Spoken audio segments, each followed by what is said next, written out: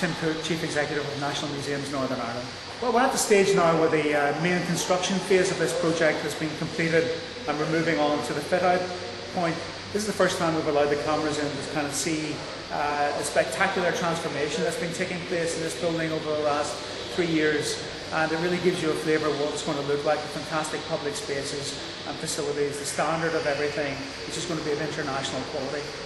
We've raised more than £17 million for the project.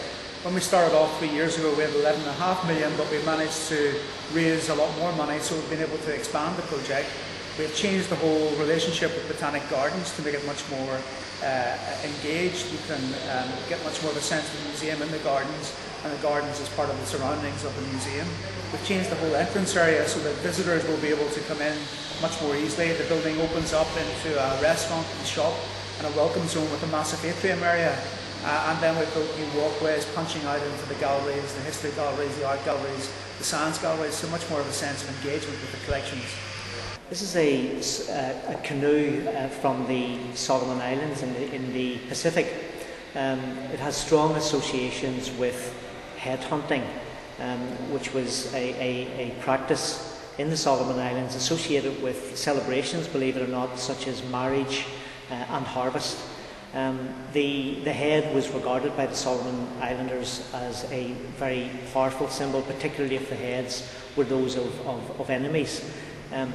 Setting aside that rather gruesome association, it is a lovely object in itself. You'll see the detail of carving in the wood, the inset of pearl and shell. It's a wonderful object, and we're delighted that it's part of our collections.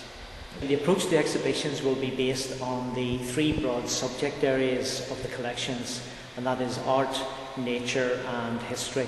So we will be using our collections and collections brought in from elsewhere to highlight the riches of those particular areas. The history collections and the nature collections will be largely based around permanent displays, but there will be included within those spaces for temporary exhibitions to allow us to refresh the exhibitions themselves and bring in repeat and new visitors.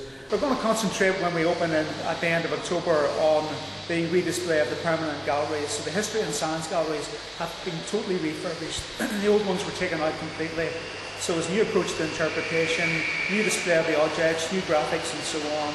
There'll be a lot more interactivity within the exhibits. And then we hope to put on a spectacular international art exhibition.